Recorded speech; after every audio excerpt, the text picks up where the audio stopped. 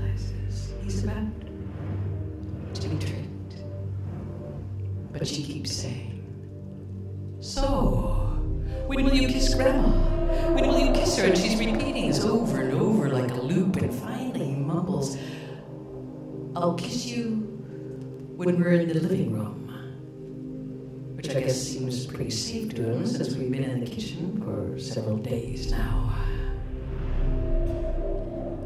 Now, a couple of hours later, we're all actually in the living room, and the mood is darkened even more. And she says, "Well, I'll be done. We're in the living room now, waiting for her part of the deal." And the deal he made slowly comes back to him. And you can watch him remember it. And he drags himself over in slow motion. And he puts his mouth to her cheek. And I'm watching it happen. A tiny boy who had just learned to kiss without affection.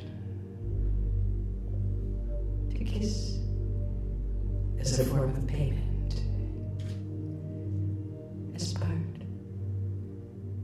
of a deal.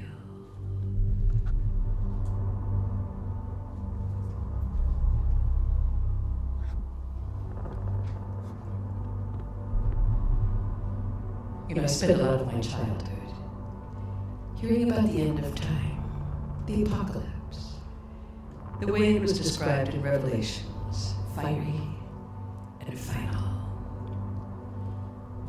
Now, my grandmother was a Southern Baptist missionary, and she believed it was her duty to inform as many people as possible about the end times and its rewards and punishments.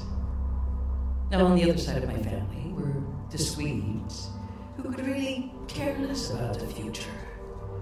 Our church was called the Swedish Evangelical Mission Covenant Church, and it was basically a coffee church.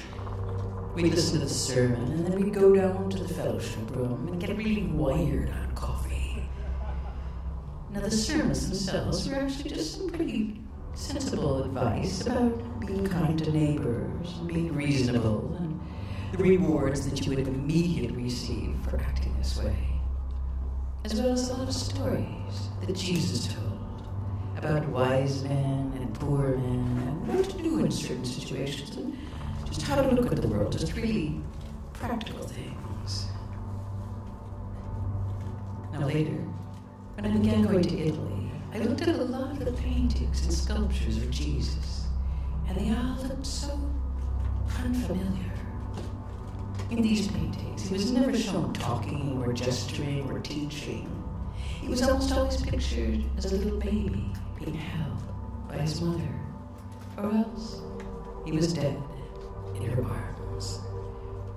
Either way, he was not saying a thing.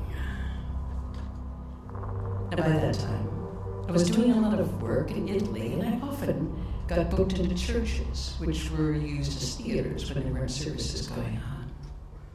So I set up all my equipment, keyboards, and amps, and speakers, and these big